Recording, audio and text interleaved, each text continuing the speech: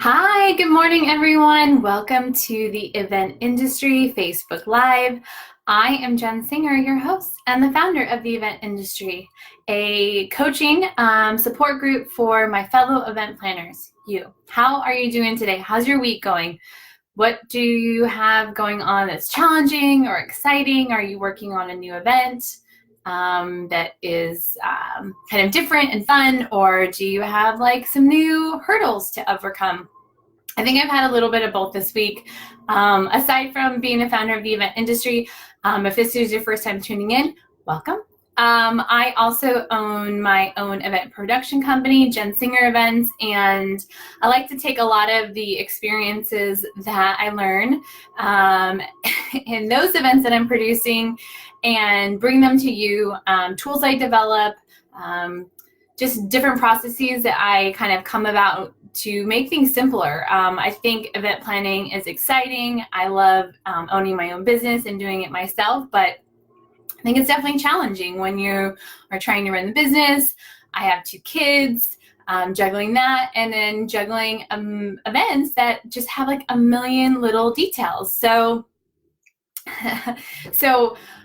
I like to share some of the stuff that I have going on, and hopefully will help you in your next event or if you're starting your business. And the topic I want to talk about today is actually specific if you are thinking about starting your own event planning business and want to kind of adapt what that would look like. And the advice I want to give today is something that I would have loved to have in the very beginning, because when I started out, my philosophy or my approach to the events I was going to be managing was super broad. Like my first website, I listed out all the different types of events that I would be willing to offer my services for, and it was so extensive. I listed out, I think, any type of event there was, because I was just thinking like, oh, well, if I say I'll do any type of event, then any client that's looking for an event will want to hire me.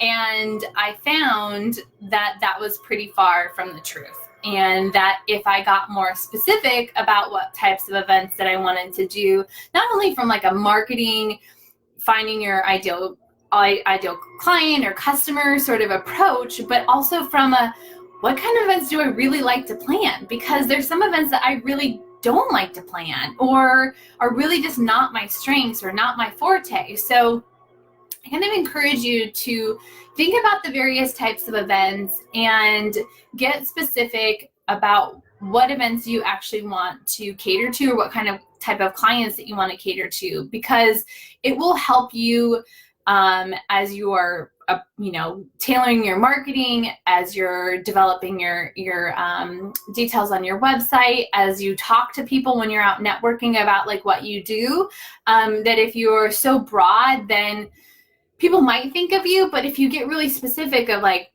Jen Singer, she does corporate events, like she's your go-to person for corporate events. Or I also do a ton of nonprofit galas. So a lot of nonprofits, think of me. I have a lot of connections with nonprofits.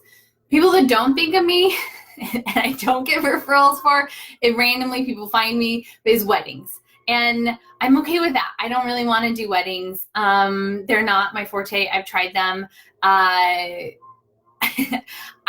would love to love weddings, but I just don't get as excited or have that passion for it. And I think that's okay. I mean, I think there are people that love to do weddings and would be extremely bored to do a conference or a meeting. And I like to do the meeting and the conference, which kind of maybe sounds boring to other people. So you have your interests and your passions, and I think that shines through in your work. So why not just like start with something that's going to align with those passions versus, try to paint a picture that's going to be for baby showers or fitness events or nonprofit events and fundraising and weddings, because you're not going to get great at all of the things if you're trying to do like one of type here, one type there. There's some planners I know that focus on a lot of fitness events, and they do a lot of 5Ks, and they probably nail it, and I'm sure they do, at knowing all the permits that you need and knowing how to manage all the volunteers and knowing all the list of supplies.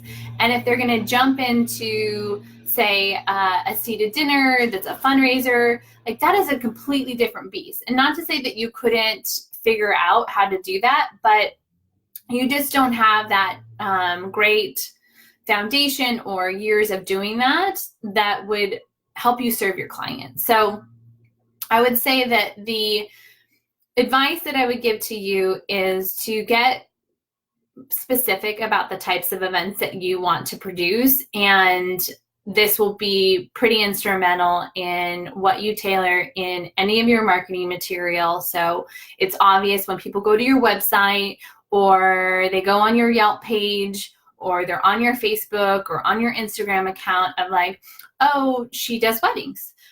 She's a fantastic wedding planner, because there's even different style wedding planners. And I think that that helps different planners, like different brides want different styles. So if they have someone that's very kind of classical or very refined and conservative sort of approach versus someone that is, I don't know, like the boho chic kind of style of weddings, that would help that particular bride. And I think the same thing helps when you're trying to do events. But I know for myself, when I wanted to start a business, I didn't think about it that way. I thought like, oh, I'm just gonna be an event planner, and if someone wants a wedding or a retirement party or a conference, like I'll do it all.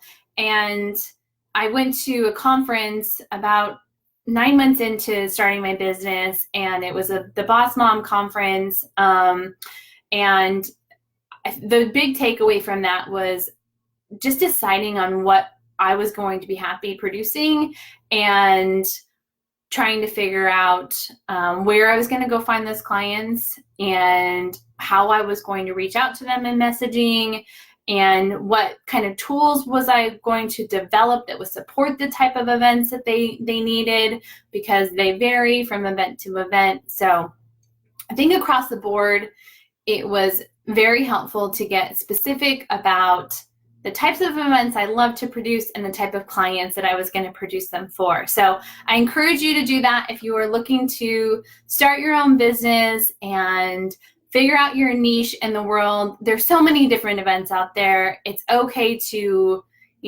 kind of figure out what types of events you want to do and get really specific about it. So I hope this helps you in your next planning of events or starting your business.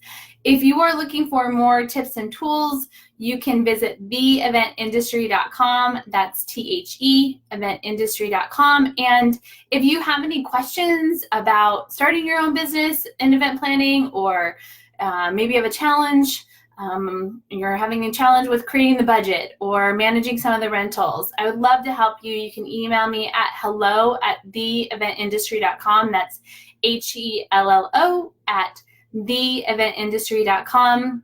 Have an awesome Friday, everyone, and I'll see you next week.